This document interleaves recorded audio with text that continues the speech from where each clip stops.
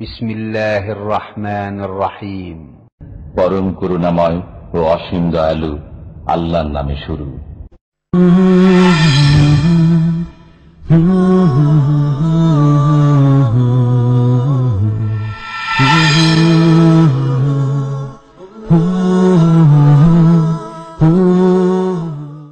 ومن أحسن قولا ممن دعا إلى الله وعمل صالحا وقال إنني من المسلمين. السلام عليكم ورحمة الله وبركاته. إن الحمد لله نحمده ونستعينه ونستغفره ونعوذ بالله من شرور أنفسنا ومن سيئات أعمالنا. من يهده الله فلا مضل له ومن يضلل فلا هادي له وأشهد أن لا إله إلا الله وحده لا شريك له وأشهد أن محمدا عبده ورسوله صلى الله تعالى عليه وعلى آله وصحبه وسلم تسليما كثيرا. أما بعد. আল্লাহ পাক রব্বুল আলামিনের যাবতীয় প্রশংসা আর তারপরে রাসূলুল্লাহ সাল্লাল্লাহু আলাইহি সাল্লামের উপর সালাত ও সালাম পেশ করে আমরা আমাদের ধারাবাহিক আলোচনা রাসূলুল্লাহ সাল্লাল্লাহু আলাইহি সাল্লামের জীবনী সম্পর্কে যে চলছে অল্প সময়ের জন্য, আর তারপরে আপনারা বিষয়ভিত্তিক আলোচনাও শুনবেন যাতে করে একটু স্বাদ ভিন্ন ভিন্ন হয়। নবী করিম সাল্লাল্লাহু আলাইহি সাল্লামের জীবনীতে গতকালকে আলোচনা করেছিলাম তার জন্ম সম্পর্কে এবং তার আকিকা সম্পর্কে, তার খাতনা সম্পর্কে। নবী করিম সাল্লাল্লাহু আলাইহি সাল্লামের জন্মের পরে তার মা ছাড়া যেই মহিলা সবচেয়ে বেশি খেদমত করেছেন এবং নিজের কোলে রেখেছেন, কোলে নিয়েছেন, তিনি হচ্ছেন উম্মে আইমান রাদিয়াল্লাহু তাআলা আনহা। উম্মে আইমান ইনি ছিলেন একজন হাবশি, কালো হাবাসা দেশের দাসী, যার নাম ছিল বারকা। ইনি ছিলেন দাসী রাসূলুল্লাহ সাল্লাল্লাহু আলাইহি ওয়াসাল্লামের পিতা আব্দুল্লাহ। আব্দুল্লাহ এই দাসীকে স্বাধীন করে দেয়, আজাদ করে দেয়। তারপরে আল্লাহ পাক রব্বুল আলামিন এই মহিলাকে দীর্ঘ হায়াত দান করেন। নবী করিম সাল্লাল্লাহু আলাইহি ওয়াসাল্লামের জন্মের সময় সেই মহিলা দাসী ছিল, কোলে করেছে। আর তারপরে রাসূলুল্লাহ সাল্লাল্লাহু আলাইহি ওয়াসাল্লাম 40 বছর বয়সে নবী হলেন। নবী হওয়ার পরে যখন ইসলামের দাওয়াত দেওয়া শুরু করলেন, সেই সময়ও তিনি বেঁচে ছিলেন। এমনকি তারপরে আরো 13 বছর মক্কার জীবনে তিনি হায়াতে ছিলেন।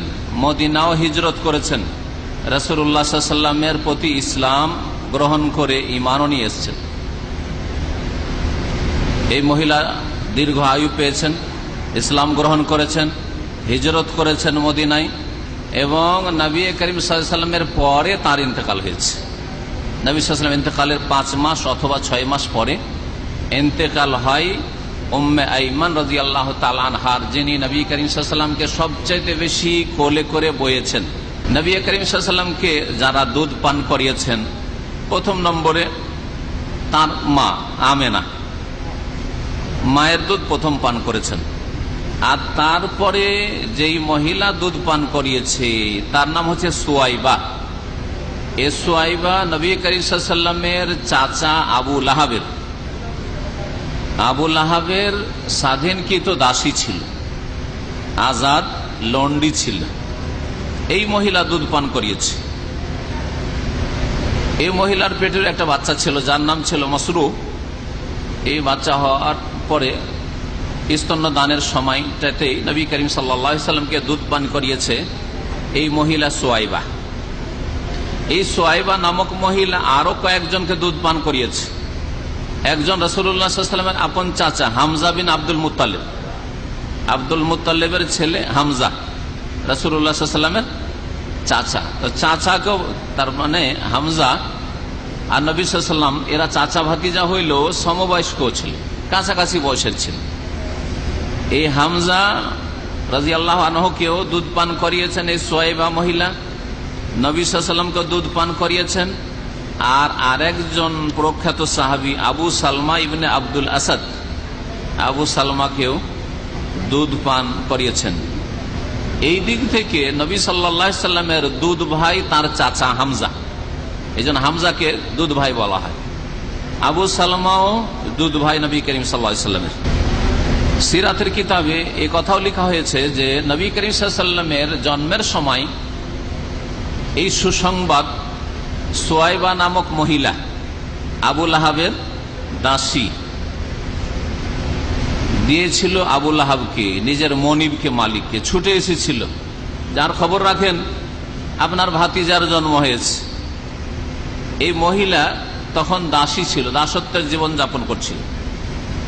যখন এই সুসংবাদ পেল আবু লাহাব এই দাসীর মাধ্যমে, তখন খুশি হয়ে ওই মহিলাকে আজাদ করে দিয়েছিল, স্বাধীন করে দিয়েছিল। নবী করিম সাল্লাল্লাহু আলাইহি সাল্লামের জন্মের ওপর খুশি হয়ে এই আবু লাহাব নিজের দাসীকে, সেই দাসীর অনেক মূল্য, একটা দাস আর দাসীর অনেক মূল্য, তখন কেনা বেচা হইতো, যারা কৃতদাস বা কৃতদাসী তাদের, তাকে আজাদ করে দিয়েছিল। কিন্তু আল্লাহ পাক রব্বুল আলামিনের হিকমত দেখুন যে এত বেশি কাছের লোক, আপন চাচা নবী করিম সাল্লাল্লাহু আলাইহি সাল্লামের এই আবু লাহাব, আর তারপরে জন্মের সময় এত বড় খুশি প্রকাশ করলো। আর সেই চাচাই যখন নবী সাল্লাল্লাহু আলাইহি সাল্লাম নবী হলেন, নবুয়াত পেলেন 40 বছর বয়সে, আর ইসলামের দাওয়াত দেওয়া শুরু করলেন, সাফার ওপর দাঁড়ালেন, আর দাঁড়িয়ে নিজের গোত্রকে, এক একটা গোত্রকে, বংশকে, এক বংশে যে বিভিন্ন গোত্র শাখা প্রশাখা রয়েছে, নাম ধরে ধরে আম্মা ওয়া খাসা, সহিহ বুখারীতে হাদিস রয়েছে, আম ভাবেও ডাকলেন, ইয়া কুরাইশ, হে কুরাইশ, খাস ভাবে ডাকলেন, হে অমুক গোত্রের লোকেরা, হে অমুক গোত্রের লোকেরা, হে অমুক গোত্রের লোকেরা। এমনকি নাম ধরে ধরেও বেশ কিছু লোক ডাকলেন, ইয়া সাফিয়া বিনতে আব্দুল মুত্তালিব, হে আব্দুল মুত্তালিবের বেটি সাফিয়া, আমার ফুফু, ইয়া ফাতেমা ইত্যাদি নাম ধরে ধরে ডাকলেন। নিজের বাপ চাচা বংশধরের নাম ধরেও ডাকলেন, আম ভাবেও ডাকলেন, বিভিন্ন গোত্রের নাম ধরেও ডাকলেন। যখন ডাকলেন নবী সাল্লাল্লাহু আলাইহি ওয়াসাল্লাম সাফা পাহাড়ের উপর চড়ে, তখন সবাই জমা হয়েছিল, ছুটে এসেছিল। কারণ নবী করিম সাল্লাল্লাহু আলাইহি ওয়াসাল্লামকে সারা জীবন সত্যবাদী দেখেছে, সাদিক আল আমিন, কখনো একটি মিথ্যা কথা রসিকতা করে মজাক করেও বলেনি যে কাউকে একটু নিয়ে রসিকতা করবো সেই জন্য মিথ্যা কথা বলছি। যেমন মিথ্যার ছলে অনেকে বলে দিয়ে হাসাহাসি করে মানুষকে নিয়ে আজকাল, এইরকম কখনো করেননি। আর এত ইমানদার আর বিশ্বস্ত ছিলেন যে সকলে দূর দূর থেকে এসে টাকা পয়সা আমানত, স্বর্ণ চাঁদি জমা রাখতো রাসূলুল্লাহ সাল্লাল্লাহু আলাইহি ওয়াসাল্লামের কাছে। নবী সাল্লাল্লাহু আলাইহি ওয়াসাল্লাম ডাক দিয়েছেন, সবাই ছুটে এসছে, আবু লাহাবও ছুটে এসছে। কি বলছে ভাতিজা শুনি। নবী করিম সাল্লাল্লাহু আলাইহি ওয়াসাল্লাম যখন বললেন যে দেখো, তোমাদেরকে যদি বলি যে পাহাড়ের আড় থেকে দুশমন আসছে মক্কার ওপর হামলা করার জন্য, তোমাদের বাড়ির ওপর, তোমাদের পরিবার পরিজনের ওপর, ছেলে মেয়ে, তোমাদের নারীদের ওপর হামলা করার জন্য আসছে একটি অশ্বারোহী দল, দুশমন আসছে তোমাদের উপর আক্রমণ করার জন্য, আকুনতুম মুসাদ্দিকিয়া, আমাকে বিশ্বাস করবে না করবে না বলো। তখন সকলে এক বাক্যে বলেছিল, অবশ্যই বিশ্বাস করব, অবশ্যই বিশ্বাস করব মুহাম্মদ, তোমাকে বিশ্বাস করবো না তো কাকে বিশ্বাস করবো। আল্লাহি, আল্লাহর কসম করে বলছি, মা জাররাবনা আলাইকা ইল্লা সিদকান, সারা জীবন ধরে কখনো তোমার সম্পর্কে কোনো সত্য কথা ছাড়া একটি মিথ্যা কথাও তোমার থেকে শুনিনি। যে তুমি কখনো মিথ্যা কথা বলেছো আমাদের সামনে, অথবা কারো সামনে বলেছো, আমাদের কাছে নকল করা হয়েছে, এমনও কখনো হয়নি। সারা জীবন তো তুমি সত্যবাদী, তোমার কথা বিশ্বাস করবো না তো কার কথা বিশ্বাস করবো। তখন নবী করিম সাল্লাল্লাহু আলাইহি ওয়াসাল্লাম ইসলামের দাওয়াত দিয়ে, ফাইন্নী নাযীরুন লাকুম বাইনা ইয়াদাই আযাবিন শাদীদ, কঠোর আযাব, মহাশাস্তি আল্লাহর রয়েছে, এই আল্লাহর আযাব থেকে তোমাদেরকে সতর্ক সাবধান করছি।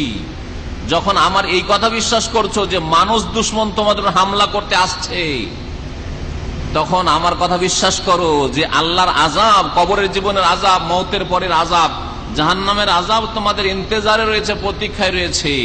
আল্লাহকে ভয় করো, শিরিক ছেড়ে দাও, এক আল্লাহর ইবাদতবন্দি করো, এসব মূর্তি পূজা, প্রতিমা পূজা, পুতুল পূজা করিও না। আমি তোমাদের জন্য নবী হয়ে এসেছি, ফাইন্নী নাযীরুন লাকুম, তোমাদের জন্য আমি নযীর, সতর্ককারী হয়ে এসেছি, বাইনা ইয়াদাই আযাবিন শাদীদ, কঠোর আযাবের পূর্বে, আল্লাহর আযাব আসার আগে সতর্ক করার জন্য। যদি না মানো তাহলে দুনিয়ারও আযাব রয়েছে আর আখিরাতেরও আযাব রয়েছে। এখন এই কথা বিশ্বাস করবে কি করবে না? সুবহানাল্লাহ। এই আবুল আহাবের কথা বলতে গিয়ে বললাম এই ঘটনা, এই আবুল আহাব, অথচ নবী সাল্লাল্লাহু আলাইহি ওয়াসাল্লামের নবুয়তের পরের ঘটনা সেটা। আবুল আহাব, যেই আবুল আহাব এত আনন্দিত হয়েছিল নবীর জন্মে, যে ভাতিজা জন্মেছে, বাপ নাই আমরাই বাপ, সেই আবুল আহাব এত কট্টর দুশ্মন হইল যে এই দুশ্মন বলেছিল মুহাম্মদ রাসূলুল্লাহ সাল্লাল্লাহু আলাইহি ওয়াসাল্লামকে, তাব্বান লাকা সাইরাল ইয়াউম, তোমার আজকের দিন ধ্বংস হোক, সর্বনাশ হোক, আলেহাজা জামাতানা, এই জন্য আমাদেরকে ডেকেছ, এই জন্য আমাদেরকে এখানে একত্রিত করেছো হইচই করে।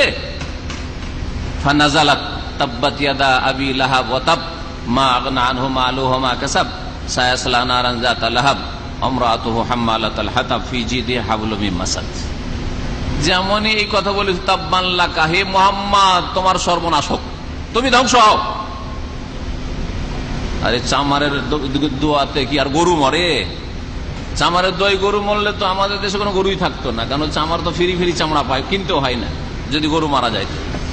তো এই আবুল আহাব চামারের দোয়া তার কিছু হয়, আল্লাহ সাথে সাথে আয়াত নাযিল করে দিলেন, তাব্বাত ইয়াদা আবিল আহাব, আবুল আহাবের দুই হাত ধ্বংস হোক। আর মানুষ দুই হাত দিয়ে ইশারা করে কথা বলে, দুই হাত ধ্বংস, ওয়া তাব্বা, আর সে নিজেও ধ্বংস হোক, তার হাতও ধ্বংস হোক আর সেও ধ্বংস হোক। এমনকি তার বিবি আমরাতু, তার বিবিও, কারণ তার বিবিও খুব কষ্ট দিত। এই চাচি বড়ই জালেমা ছিল, বড়ই কষ্ট দিত রাসূলুল্লাহ, মানসিক আর শারীরিক সব রকমের কষ্ট দিত এই আবুল আহাবের স্ত্রী। এই চাচা চাচি কট্টর দুশ্মন। আমি গত দুই একদিন আগে চাচাদের সম্পর্কে বলতে গিয়ে দুই চাচার কথা বলেছিলাম, ইসলাম কবুল করেছিলেন। দুই চাচার নাম কে বলতে পারেন? আব্বাস মুসলমান হয়েছেন, আর কে? হামজা রাদিয়াল্লাহু আনহু। আর দুইজন চাচা ইসলাম গ্রহণ করেনি, আবু তালেব ইসলাম গ্রহণ করে নাই, আর আবুল আহাব ইসলাম গ্রহণ করেনি। দুইজনেই কাফের, কিন্তু দুই কাফের আবার আসমান জমিনের পার্থক্য। দুনিয়ার আচার আচরণের ক্ষেত্রে আখিরাতে দুইজনে জাহান্নামী, একজনের জাহান্নামের শাস্তি বেশি, একজনের জাহান্নামের শাস্তি হালকা, কিন্তু দুইজনে জাহান্নামী, চিরকালের জাহান্নামী। নবীর চাচা হইলেও কাফের মুশরিককে আল্লাহ কোনদিন পাক করবেন না, এই কথাও বলেছিলাম এর আগে। কুফরি আর শিরক, ঈমান হারা হয়ে মৃত্যুবরণ করা এত বড় নাপাকি যে এই নাপাকি কোনো কিছু দিয়েই দূর করা যায় না। এই জন্য চিরকাল জাহান্নামে জ্বলতে থাকবে, দীর্ঘকাল জ্বলে কখনো পাক হবে না কাফের মুশরিক নাস্তিক। মনে রাখবেন, মনে রাখবেন, মুশরিক যেই ব্যক্তি, সে প্রতিমা পুতুল পূজা করা মুশরিক হোক, আর কবর মাজার পূজা করা মুশরিক হোক, আর জিন্দা মানুষকে পূজা করা সেজদা করা মুশরিক হোক, আর মৃত ব্যক্তিকে পূজা করা মুশরিক হোক, যারা আল্লাহর সাথে শরীক করেছে, বড় শিরক করেছে, তাদেরকে আল্লাহ কখনো পাক পবিত্র করবেন না, চিরকাল জাহান্নামে জ্বলতে থাকে। পাক হয়ে গেলে জান্নাতে উঠে চলে আসতো।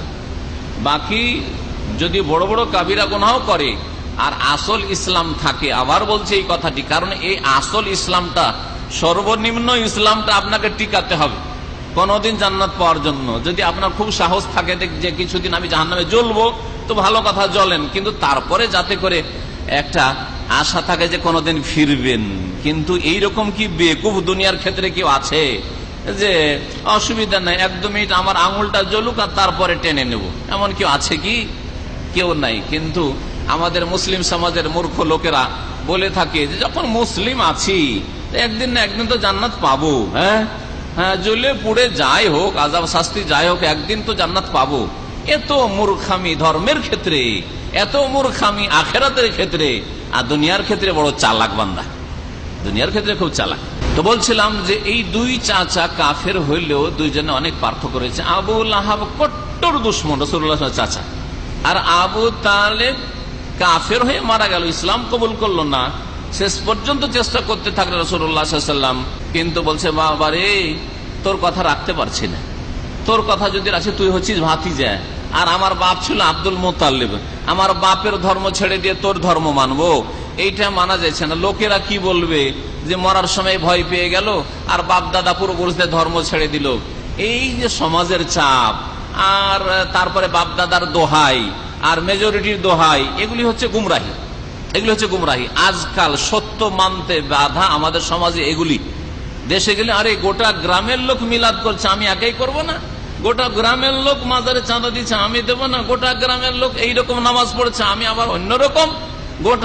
গোটা গ্রামের লোক কোরআন খানি করছে, মায়ের নামে বাপের নামে খরচ করছে, বক্সাচ্ছে, আর গরিব মিসকিনকে খাওয়াচ্ছে, ভোজ করছে হিন্দুদের মতো, আমি করব না। এগুলো হচ্ছে আমাদের দেশের সমাজের দলিল জাহান্নামে যাওয়ার। সত্য গ্রহণে বাধা, কোরআন হাদিস গ্রহণে বাধা, রসুলের তরিকায় আসায় বাধা। এই বাধাই দিয়েছিল আবু তালেবকে, যে বাবারে তোর কথা রাখতে পারছি না, লোকে কি বলবে, সমাজের লোক কি বলবে, বাপ দাদাকে অমান্য করা হবে, নিজের বাপকে ছেড়ে অন্যকে স্বীকার করা হবে। আমাদের মূর্খ সমাজে এরকম বলে যে তোর বাপকে অস্বীকার করবি, তার মানে যদি ভুল ধর্ম ছেড়ে সহি ধর্ম মানে তো নাকি বাপকে অস্বীকার করা হলো। এত মূর্খর মূর্খ আমাদের দেশের লোকেরা যে এইরকম কথাও বলে থাকে, শুধু কোরআন হাদিস মানতে বাধা সৃষ্টি করার জন্য এইরকম কথা বলে থাকে, বিভ্রান্তি ছড়ানোর জন্য, গোমরাহ করার জন্য। আর এই ব্যক্তি এত দরদি ছিল, আবু তালেব এত দরদি ছিল যে সুবহানাল্লাহ, আবু তালেব যতদিন বেঁচে ছিল ততদিন পর্যন্ত রাসূলুল্লাহ সাল্লাল্লাহু আলাইহি ওয়াসাল্লামের গায়ে কেউ হাত দেওয়ার সাহস করেনি। যতগুলি শারীরিক জুলম অত্যাচার হয়েছে নবীর ওপর সাল্লাল্লাহু আলাইহি ওয়াসাল্লাম, এই আবু তালেবের ইন্তেকালের পরে হয়েছে। আবু তালেব যতদিন ধরে বেঁচে ছিল নবী সাল্লাল্লাহু আলাইহি ওয়াসাল্লামের কাছে কেউ আসতে পারেনি। হ্যাঁ, মানসিক কষ্ট দিয়েছে দূর থেকে ইত্যাদি, কিন্তু কাছে এসে এইরকম শারীরিক কোন রকম জুলম অত্যাচার করবে এই সাহস হয়নি। তো আল্লাহ রাব্বুল আলামিন তার আযাবকেও হালকা রেখেছেন। আবু তালেবের আযাব হালকা রয়েছে। পায়ে একটা জাহান্নামের আগুনের খড়ম দেওয়া হবে, স্যান্ডেল, খড়ম বুঝেন? হ্যাঁ, খড়ম। আর ইয়াগলি মিনহু দিমাগু, আর এই পায়ের তলায় যে একটা স্যান্ডেল বা খড়ম থাকবে জাহান্নামের আগুনের, আর গোটা শরীরে কিন্তু আগুন নেই, এদিকে জ্বলে না, কিন্তু একবারে জাহান্নামের চরে, যেমন নদীর চর হয় আর একটু একটু পানি থাকে ওই রকম জায়গায়। হ্যাঁ, জাহান্নামের নবী সাল্লাল্লাহু আলাইহি ওয়াসাল্লাম একটা হাদিসে বলছেন যে আমার চাচা থাকবে ফি দাহদাহিম মিনান নার, জাহান্নামের চরে। সহিহ মুসলিম হাদিস রয়েছে, জাহান্নামের চরে থাকবে, মানে একবারে কিনারায়, যেমন নদীর চরে, যেমন নদীতে কিনারাতে নামতে যাচ্ছেন তখন একটু পায়ের তলায় পানি লাগছে, ওই রকম জায়গায় থাকবে। লাউলা আনা, যদি আমি না হইতাম মানে আমার সাথে তার সদাচরণ না হইতো, সদ্ব্যবহার না হইতো, যার ফলে আমি হয়েছি তার জন্য আযাব হালকা করার ওসিলা, আযাব শেষ করার ওসিলা নাই। কারণ কাফের মুশরিকের আযাবকে শেষ করা যায় না। আল্লাহ তাকে উঠিয়ে কখনো জান্নাতে দেবেন না। নবীরও শাফাত ওই ক্ষেত্রে, নবীর শাফাত কতটুকু হবে? আযাব হালকা করার ক্ষেত্রে হবে, আযাব হালকা করার ক্ষেত্রে হবে।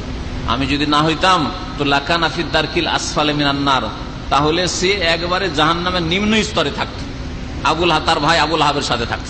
দুশ্মন কখনো দোস্ত হয়ে যায়, আর দোস্ত কখনো দুশ্মন হয়ে যায়। নবী সাল্লাল্লাহু আলাইহি ওয়াসাল্লামের সিরাতের সাথে সাথে বাস্তব জীবনে আমরা কিছু কথা শিখি। আমরা মানুষের সাথে যখন অনেকে দুশ্মনী করি তো একবার উঠে পড়ে লেগে দুশ্মনী করি, এটাও ভালো জিনিস নয়, এটা খুব ভালো জিনিস নয়। আর আমরা কখনো কখনো দোস্তি করি তো একবারে উঠে পড়ে লাগি দোস্তি করার জন্য, একবারে কাপড় খুলে, আমাদের দেশের ভাষায় বলে যে কাপড় খুলে একবারে বন্ধুত্ব দোস্তি শুরু করেছে। আর হঠাৎ করে শত্রুতা হয়ে গেলে তখন আর বরদাস্ত করতে পারে না, কারণ দোস্তের পক্ষ থেকে জ্বালা যন্ত্রণা।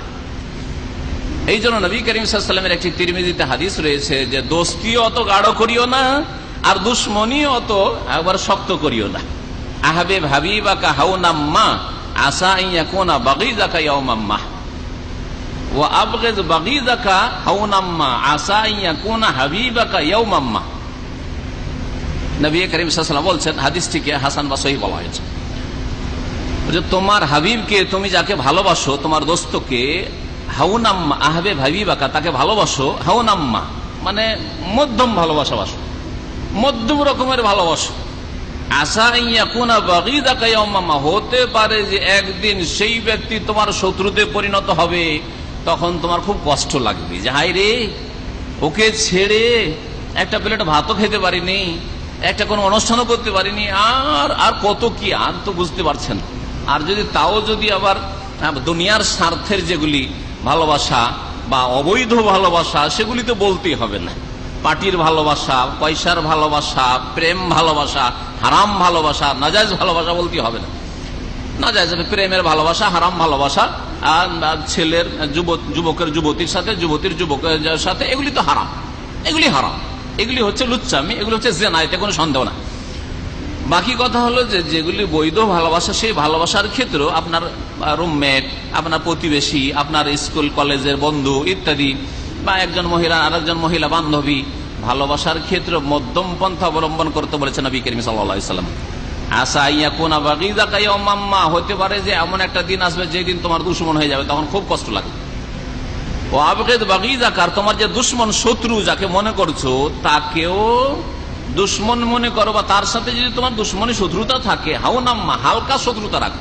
ঠিক আছে, ও শত্রুতা করে, তুমি একটু দূরে দূরেই চলো, হ্যাঁ, কিন্তু এমন নয় যে উঠে পড়ে লেগেছি, ওকে একেবারে রাখবো না, দেখতেই চাই না ওকে, হ্যাঁ, ওকে একেবারে হাও যেইভাবে হোক না কেন ওকে একেবারে ডাউন করো, হ্যাঁ, না এইরকম উঠে পড়ে লাগিয়েন না। আসা আইয়াকুন হাবিবাকা ইয়াওমাম্মা, হতে পারে যে তোমার ওই দুশ্মনটাই একদিন তোমার প্রিয় পাত্র হয়ে যেতে পারে, তখন বড় লজ্জিত হবে, অনুতপ্ত হবে যে হায় রে, এর সাথে এত দুশ্মনী করেছিলাম, এত তার ক্ষয়ক্ষতি করেছিলাম, হ্যাঁ, এর জমির ফসল ঝুড়েছি, এর বাগানের আম নষ্ট পেড়েছি, এই ফল পেড়েছি, আর কত কি নষ্ট করেছি, এর ছেলে মেয়েকে কষ্ট দিয়েছি, বা ইত্যাদি ইত্যাদি, বড় লজ্জিত হইতে হবে। এই জন্য ইসলাম হচ্ছে মধ্যম পন্থা। ইসলাম যে মধ্যম পন্থা, উম্মাতা ওয়াসাতা আল্লাহ বলেছেন, এই উম্মতকে মধ্যমপন্থী উম্মত বলেছেন। এর বহু দিক রয়েছে, তার একটা দিক এটা, মানুষের সাথে আদান প্রদানের ক্ষেত্রে, চলাফেরার ক্ষেত্রে। আজকাল এখানে অনেকেই আছেন ব্যাচেলাররাও, যখন যার সাথে খাতির শুরু হয়ে যায় তো তখন আরে ঘন ঘন পার্টি খাওয়া হয়, খেতে হবে নয় খাওয়াইতে হবে, খেতে হবে নয় খাওয়াইতে, এইরকমই ফ্যামিলি ওয়ালারা ওইরকম করে। আরে বাপরে বাপ, একে ছাড়া যা, প্রতি বৃহস্পতিবারে হয় আমার বাসায় নয় আপনার বাসায়, হয় আমার বাসায় নয় আপনার বাসায়, এই খাওয়া দাওয়ার দহরম বহরম খুব শুরু করলেন।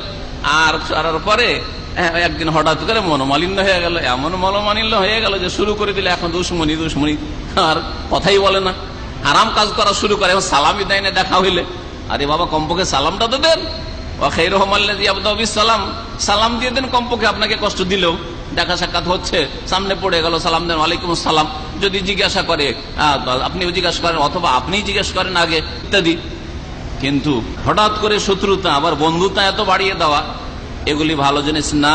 এই ক্ষেত্রেও মধ্যম পন্থা অবলম্বন করতে হবে। এইরকমই যে কোনো দলের ক্ষেত্রেও আমাদের শত্রুতাও এত বেশি না থাকে যে উঠে পড়ে লেগেছি, আর আবার এত বন্ধুত্ব না থাকে যে উঠে পড়ে খেদমতে লেগেছি, এমন খেদমতে লেগেছি আর তারপরে যখন হোঁচট খেলো তা আবার শত্রুতা শুরু করে দিল, এমনটাও না হয়। সুতরাং সবসময় একজন জ্ঞানী মানুষ মধ্যম পন্থা অবলম্বন করবে আর চোখ খুলে চলাফেরা করবে। নবী করিম সাল্লাল্লাহু আলাইহি সাল্লামের সিরাত থেকে এটাই জানা যায়। নবী করিম সাল্লাল্লাহু আলাইহি সাল্লামের স্তন্য দান করার কথা বলছিলাম, যে নবী সাল্লাল্লাহু আলাইহি সাল্লামকে স্তন্য দান করেছে, দুধ পান করিয়েছে কারা? নবী সাল্লাল্লাহু আলাইহি সাল্লামের মা আর সুয়াইবা আবু লাহাবের দাসী। আর তারপরে মক্কার লোকেরা, যেহেতু মক্কাকে তখন শহর মনে করা হইতো, এখনকার মতো না হলে তখনকার জন্য শহর ছিল, মক্কার লোকেরা মনে করতো যে শহরে ছেলে মেয়েদের, শিশুদের শরীর স্বাস্থ্য ভালো থাকে না, স্বাভাবিক এটা কথা। আজকাল শহরগুলিতে তো আবহাওয়া আরো দূষিত, বসবাসের মতো পরিবেশই নাই, এমন অবস্থা, রোগ বালা মুসিবত খুব বেশি শহরে, ভাইরাস ইত্যাদি। তো মক্কার লোকেরা মনে করতো যে আমাদের শিশুদেরকে একেবারে পল্লী গ্রামে, বেদুইন এলাকায় রেখে আসতে হবে বাল্য জীবনে, যাতে করে ওখানে লালিত পালিত হয় আর ছোটবেলার যেসব অসুখ বিসুখ রয়েছে সেগুলি থেকে নিরাপদ থাকে। এই জন্য তারা দুধ পান করানোর জন্য বাইরে দিয়ে দিত, পারিশ্রমিক দিত, দুধ পান করাবে ওকে, আর দুধ পান করার জন্য বাইরে দিয়ে দিত, এই ছিল নিয়ম। আর আশেপাশে যারা পল্লী গ্রামের ছিল, বেদুইন এলাকার যারা ছিল, তারাও অভাবী মানুষ, গরিব মানুষ মনে করতো যে মক্কার লোকদের বা যারা একটু শহরে থাকে তাদের ছেলে মেয়েদেরকে যদি দুধ পান করে তো আমাদের কিছু রুজি রোজগারের ব্যবস্থা হবে। তো ওরাও ছুটে আসতো, মহিলারা আসতো, তাদের স্বামীরা আসতো, আসার পরে ছেলেদেরকে নিয়ে যেত। এই তরিকাতে তায়েফের কাছাকাছি একটি গোত্র বসবাস করত। মক্কার দিক থেকে তায়েফের দিকে আসতে, মক্কা থেকে যখন তায়েফের দিকে আসবেন তখন এই গোত্রগুলি বসবাস করত। হাওয়াজেন একটি গোত্র ছিল, এই হাওয়াজেন বংশের যে বানু সাদ গোত্র, এই বানু সাদ গোত্র থেকেই সাদিয়া বলা হয় হালিমা কে, নবী করিম সাল্লাল্লাহু আলাইহি ওয়াসাল্লামের দুধমার নাম কি ছিল বললাম? হালিমা, হালিমাকে কি বলা? হালিমা সাদিয়া বলা হয়। সাদিয়া কেন বলা হয়? যেহেতু বানু সাদ গোত্রের অন্তর্ভুক্ত তিনি ছিলেন। আর এই বানু সাদ গোত্র যে বড় যেই বংশ, সেই বংশটির নাম হচ্ছে হাওয়াজেন বংশ। এই হাওয়াজেন বংশই রাসূলুল্লাহ সাল্লাল্লাহু আলাইহি ওয়াসাল্লামের বিরুদ্ধে হুনাইনের যুদ্ধে লিপ্ত হয়েছিল এবং এরা তীর চালাতে এত পারদর্শী ছিল যে তীরের বর্ষণ যখন শুরু হয়েছিল হুনাইনের যুদ্ধে, আর সাহাবায়ে কেরাম মক্কা বিজয় হয়ে গেছে 8ম হিজরিতে, তারপরে হুনাইনের যুদ্ধ, তো সাহাবায়ে কেরামরা ভাবতেই পারেননি যে এইরকম ভাবে আমাদের উপর তীর বর্ষণ শুরু হবে।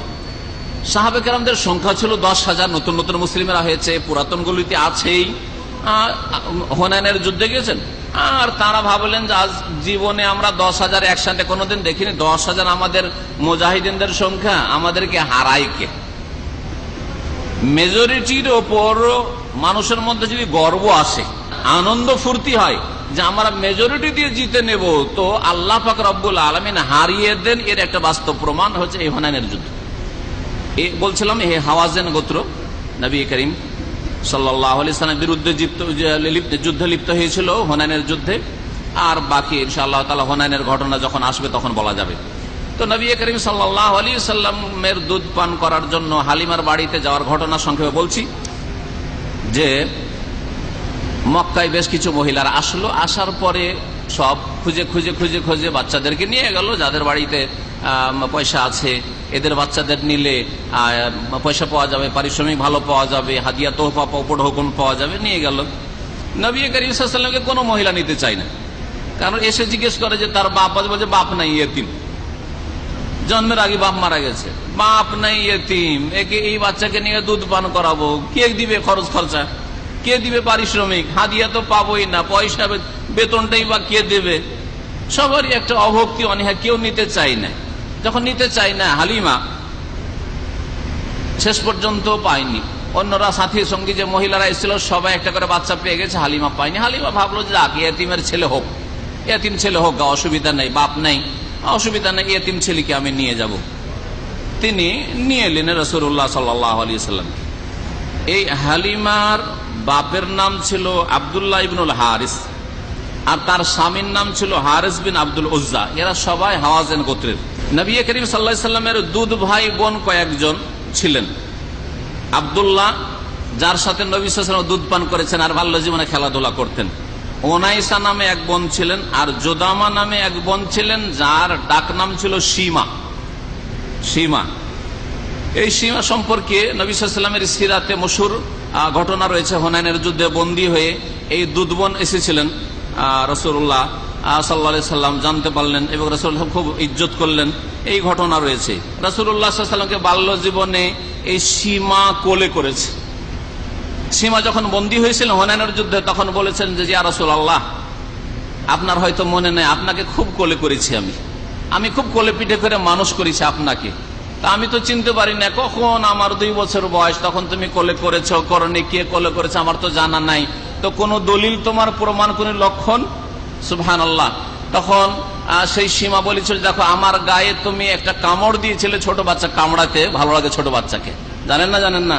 ছোট বাচ্চা যা কিছু পায় কামড় দেয়। আমার একটা ছোট বাচ্চা গাড়িতে প্রথম বসেছিল, একবারে ছোট, যখন 1-1.5 বছরের ছিল, গাড়িতে বসেছি, স্টিয়ারিং ধরে যে কামড় দিয়েছে, এখনো স্টিয়ারিং এর উপরে কামড় আছে, এখনো দাঁত বসে আছে। মাঝে মাঝে দেখি যে এই ছেলে আমার কামড় দিয়েছে স্টিয়ারিং এর উপরে। এই সীমা বলল যে দেখেন, আপনাকে আমি কোলে করেছি, আর আজকে বন্দি করে আপনার সাথীরা আমাকে নিয়ে এসেছে, আমি আপনার দুধ বোন, আমি হালিমার মেয়ে, আমি আপনার দুধ বোন। নবী সাল্লাল্লাহু আলাইহি ওয়াসাল্লাম কেঁদে ফেললেন আর বললেন যে তোমার কাছে কিছু দলিল প্রমাণ আছে যাতে বলতে পারি যে আসলে তুমি আমার দুধ বোন? তো বললেন যে দেখো তুমি কামড় দিয়েছো, দেখো এখন আমার দাগ আছে, শরীরে দাগ আছে, তুমি কামড় দিয়েছিলে। নবী করিম সাল্লাল্লাহু আলাইহি ওয়াসাল্লামকে যখন হালিমা নিয়ে আসলেন নিজের এলাকায়, তখন তার বাড়িতে বরকত আর বরকত শুরু হল। সুবহানাল্লাহ। এই কয়েকটি বরকত আমি সংক্ষেপে বলছি। প্রথম কথা, হালিমা গিয়েছিলেন গাধার পিঠে চেপে। সেই গাধাটি বা গাধীটি ছিল একেবারে দুর্বল, চলতে পারছিল না। যখন নবী করিম সাল্লাল্লাহু আলাইহি ওয়াসাল্লামকে নিয়ে ফিরলেন, তখন আরো যে সঙ্গী মহিলারা ছিল ওদের বাহনগুলি সব পিছনে থেকে গেল, ওরা পিছনে পড়ে থেকে গেল, আর এত দ্রুত ছুটতে শুরু করলো ওই গাধাটি যে আগে আগেই হালিমা বাড়ি পৌঁছে গেলেন। বাড়িতে একটি স্ত্রী ছিল, কিন্তু এত দুর্ভিক্ষের সময়, এত অনাবৃষ্টির সময় খাদ্য পানি নেই, উটের দুধ হইতো না, মোটেই দুধ হইতো না। ছোট একটা শিশু ছিল, রাত দিন কান্নাকাটি করতো, চিৎকার করতো খিদার তাড়নায়, আর নিজেও ঘুমাইতো না, আর বাপ মাকে, হালিমাকে আর হালিমার স্বামীকে, বাপ মা দুইজনকে শুইতে দিত না, ঘুমাইতে দিত না। এই ছিল অবস্থা। নবী করিম সাল্লাল্লাহু আলাইহি ওয়াসাল্লামকে নিয়ে হালিমা যখন আসলেন নিজের বাড়িতে, আর নিয়ে আসার পরে কোলে যখন রাখলেন, কোলে রাখতেই আর একটু স্তনের দিকে নিয়ে আসতেই দুধ টানা শুরু করলেন। মাশাআল্লাহ, যেমন দুধ টানা শুরু করলেন, একবারে এমন দুধ নামতে শুরু হলো যে রাসূলুল্লাহ সাল্লাল্লাহু আলাইহি সাল্লাম পরিতৃপ্ত হয়ে গেলেন দুধ পান করে, পেট ভর্তি। আর তারপরে আরো দুধ বহে আসছে। তখন যেই ছেলেটি ছটপট করতো, রাত দিন কান্নাকাটি করতো, হালিমার সেই ছেলেটিকে, ছোট্ট ছেলেটি, ওকেও দুধ পান করাইতে লাগলেন হালিমা।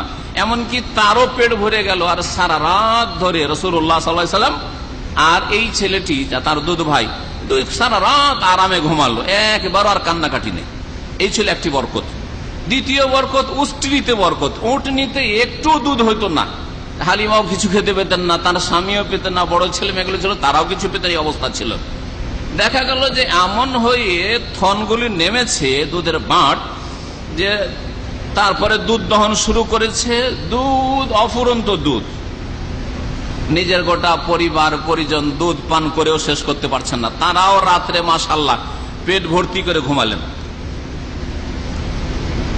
যখন আরেকটি বরকতের কথা বলেছি, ইঙ্গিত করেছি যে নবী করিম সাল্লাল্লাহু আলাইহি সাল্লামকে নিয়ে যখন ফিরছিলেন বানু সাদ এলাকায় মক্কা থেকে, তখন হালিমা সবচেয়ে পিছনে ছিলেন, আর নবী সাল্লাল্লাহু আলাইহি সাল্লামকে নিজের গাধার পিঠে সাথে নিয়েছিলেন। এত দ্রুত চলতে শুরু হলো, হাত্তা কাতা আতবির রাখবে, সমস্ত আশেপাশে ডানে বামে যেসব আরো সওয়ারিগুলি ছিল আর অন্যান্য মহিলারা ছিল, সব পিছনে পড়ে থেকে গেল। আর কেউ নবী করিম সাল্লাল্লাহু আলাইহি সাল্লামের আর হালিমার সাথ ধরতে পারলো না, বা ওই গাধাটির সাথ ধরতে পারলো না। আর একটি বরকতের কথা বলে আমার আলোচনা শেষ করছি, সেটা হচ্ছে যে এই বানু সাদ গোত্রের লোকেরা বকরি ছাগল খুব চড়াইত। আগের যুগে বেদুইন এলাকাতে এমনিতে বকরি ছাগল পোষা আর ওট পোষা, এটাই ছিল যাযাবর বা বেদুইনদের কাজ। তারা বকরি ছাগল পুষত। এই বকরি ছাগলগুলোর দুধ হইতো না, কিন্তু নবী করিম সাল্লাল্লাহু আলাইহি সাল্লামকে নিয়ে আসার পরে বকরি ছাগলের দুধ শুরু হলো। বকরি ছাগল ঘাস পাত পেত না, মাশাআল্লাহ। যাই হালিমার বাড়ি থেকে বকরিগুলি চড়ার জন্য পাহাড়ের দিকে যায়, আর যাওয়ার পরে পেট ভর্তি করে আসে। অবাক হয়ে যান যে ঘাস পেল কোথায়, বর্ষা নেই, বৃষ্টি নেই, কোনো জায়গায় ঘাস নজরেও আসে না। আবার বকরিগুলি যখন সন্ধ্যার বেলা বাড়ির দিকে ফিরে আসে, তখন আবার পেট ভর্তি করে ফিরে আসে, আর দুধের বাটগুলি এত নেমে থাকে, দুধ দহন করে, অথচ আশেপাশের কারো বাড়িতে একটা ফোঁটাও দুধ হয় না, একটা ফোঁটাও দুধ হয় না। এইভাবে আল্লাহর তরফ থেকে বরকত আসা শুরু হয়ে গেল নবী করিম সাল্লাল্লাহু আলাইহি সাল্লামের কারণে। হালিমার বাড়িতে ফালাম ইয়াজালা ইয়ারিফানি মিনাল্লাহি জিয়াদাতা ওয়াল খাইরা, এইরকম বরকত কন্টিনিউ হতেই থাকলো। হাত্তা ইকতামালাত মুদ্দাতুর রাদা, 2 বছর পার হয়ে চলে গেল। যখন 2 বছর হয়ে গেল, আর নবী করিম সাল্লাল্লাহু আলাইহি সাল্লাম দৌড়াদৌড়ি ছুটাছুটি শুরু করে দিলেন। আর চুক্তি ছিল 2 বছরের, তখন 2 বছর পরে ফিরিয়ে দিতে হবে, মাকে ফিরিয়ে দিতে হবে। মার কাছে ফিরাতে নিয়ে আসলেন, কিন্তু আসার পরে হালিমা নবী করিম সাল্লাল্লাহু আলাইহি সাল্লাম মেয়ের কাছে, নবী সাল্লাল্লাহু আলাইহি সাল্লাম মায়ের কাছে আসলেন নবী সাল্লাল্লাহু আলাইহি সাল্লামকে নিয়ে, আর দরখাস্ত করলেন যে দেখেন 2 বছর তো পুরা হয়ে গেছে, কিন্তু যদি একটু আমার দরখাস্তটা মানেন, যে আমাদের কাছে রাখেন তো আরো ভালো, আপনার ছেলেটা থাক, কি জানি মক্কা শহর, আর শহরে বিভিন্ন রোগ বালা মুসিবত রয়েছে, অসুস্থ হয়ে যাবে, মায়াও লাগছে, আপনারও ক্ষতি হবে, আমারও ক্ষতি হবে, আমাকেও কষ্ট লাগবে, আপনাকেও কষ্ট লাগবে, এক কাজ করেন, ছেলেটা যদি আমাদের দিয়ে দেন তো ভালো হয়। ওয়াকানাত হালিমা তো তাতিবিন নবী সাল্লাল্লাহু আলাইহি ওয়াসাল্লাম ইলা উম্মিহি ওয়া উসরাতি কুল্লা সিত্তাতা আশহুর। তখন বললেন যে এক কাজ করো, ঠিক আছে, বাচ্চা যখন বড় হয়েছে আর তুমি নিয়ে যেতে চাইছো নিয়ে যাও, কিন্তু মাঝে মাঝে আমাকে একটু দেখিয়ে নিয়ে যেতে হবে। হালিমা করতেন কি, মুহাম্মদ রাসূলুল্লাহ সাল্লাল্লাহু আলাইহি ওয়াসাল্লামকে 6 মাস পর পর নিয়ে আসতেন মায়ের কাছে মক্কায়, আসার পরে দেখিয়ে আবার নিয়ে সুম্মা তারজিউ বিহি ইলা বাদিয়াতি বানি সাদ। এইভাবে 4টা বছর কেটে গেল, 4টা বছর কেটে গেল। নবী করিম সাল্লাল্লাহু আলাইহি ওয়াসাল্লাম এই দুই 4 বছর কাটালেন। এই 4 বছর বয়সে হঠাৎ করে নবী করিম সাল্লাল্লাহু আলাইহি সাল্লাম যে হালিমার বকরি ছাগলগুলি চড়াচ্ছে, হালিমার ছেলেরা তার সাথে ছিলেন। আর ওই সময় হঠাৎ করে জিবরাইল আলাইহিস সালাতু সালাম আসলেন। আর আসার পরে বক্ষ বিদীর্ণ করে দিলেন, বক্ষ বিদীর্ণ করলেন। সাথে যে ভাই ছিল সে ছুটে দৌড় দিয়ে বাড়িতে আসলো। আসার পরে বলল যে মোহাম্মদকে কে জবাই করে দিল, মোহাম্মদকে কে জবাই করে দিল। আনাস রাদিয়াল্লাহু তাআলা আনহু বর্ণনা করছেন যে আন্না রাসূলুল্লাহ আতাহু জিবরাইল আলাইহিস সালাম রাসূলুল্লাহ সাল্লাল্লাহু আলাইহি ওয়াসাল্লামের কাছে আসলেন। ওয়া হুয়া ইয়ালআবু মাল গিনওয়ান, ছোট ছোট বাচ্চাদের সাথে, বাচ্চারা যেমন খেলে, 4 বছর বয়সের বাচ্চা খেলাধুলা করছিলেন। ফা আখাযাহু ফাসারাহু, আর ধরে আছাড় ফেলে দিয়ে শুইয়ে দিলেন। আর শুইয়ে দিয়ে ফাশাক্কান কালবিহি, বক্ষ বিদীর্ণ করে দিয়ে সিনা চিরে দিলেন। ফাস্তাখরাজাল কালবা, তারপরে হাড়টাকে বের করলেন, হার্ট যেটা হৃদয়, এই হার্টকে বের করলেন। আর বের করার পরে ওখান থেকে একটা গোশতের পিণ্ড বা জমাট বাঁধা রক্ত, আলাকা জমাট বাঁধা রক্ত বের করে দিলেন। আর বের করার পরে বললেন যে হাজা হাজদুশ শাইতানে মিনকা, জিবরাইল আলাইহিস সালাম বলেছিলেন যে হে মুহাম্মদ, এইটা তোমার ভিতরে যে শয়তানের একটা অংশ আছে, শয়তানি কাজগুলো যে করায় এখান থেকে করায়, সুতরাং এই অংশটুকু আমি তোমার কাছ থেকে টেনে নিলাম। সুম্মা গাসালাহু, তারপরে ধুয়ে পরিষ্কার পরিচ্ছন্ন করে হৃদয়টিকে, কালবকে একটি বর্তনে জমজম পানি দিয়ে ধোয়ার পরে আবার জড়িয়ে দিলেন, বক্ষকে জড়িয়ে দিয়ে সুম্মা আদাহু ফি মাকানি, হার্টকে আপন জায়গায় রেখে দিয়ে তারপরে জড়িয়ে দিলেন। যেমন আজকালকার আধুনিক যুগে মেডিকেল সায়েন্সে অপারেশন হচ্ছে, আজকে অপারেশন মানুষরা জানলো। আর আল্লাহ পাক রব্বুল আলামিন জিবরাইল আলাইহিস সালামকে দিয়ে মুহাম্মদুর রাসূলুল্লাহ সাল্লাল্লাহু আলাইহি সাল্লামের মাত্র 4 বছর বয়সে একবার শাক্কে সাদর, অর্থাৎ বক্ষ বিদীর্ণ করে যে অপারেশন আল্লাহর তরফ থেকে এটা করিয়েছেন। আনাস রাদিয়াল্লাহু তাআলা আনহু বলতেন যে কাদ কুনতু আরা আসারা যালিকাল মিখিয়াতে ফি সাদরিহি, রাসূলুল্লাহ সাল্লাল্লাহু আলাইহি সাল্লাম চলাফেরা করতেন বড় হওয়ার পরে, কিন্তু তার বুকের ওপর যে সেলাইয়ের দাগ রয়েছে, দাগ নিশানা দেখতে পেতাম যে কাটা হয়েছে আর সেলাই দেওয়া হয়েছে, এটা আমরা দেখতে পেতাম। এই ঘটনাতে ভয় পেয়ে গেলেন হালিমা। আর তারপরে 4 বছর বয়সে মায়ের কাছে ফিরিয়ে দিয়ে চলে গেলেন। এখানে আজকে আমার সিরাতের আলোচনা শেষ করছি। আল্লাহ পাক রব্বুল আলামিন যেন আমাদেরকে নবী করিম সাল্লাল্লাহু আলাইহি ওয়াসাল্লাম সম্পর্কে জানার তৌফিক দান করেন, সহি কথা জানার তৌফিক দান করেন এবং সহি কথার প্রতি আমল করার তৌফিক দান করেন। নবী করিম সাল্লাল্লাহু আলাইহি ওয়াসাল্লামের অনুসরণে যেন আল্লাহ পাক রব্বুল আলামিন তৌফিক দান করেন, সত্যিকার ভালোবাসা প্রদর্শনে আল্লাহ পাক যেন তৌফিক দান করেন।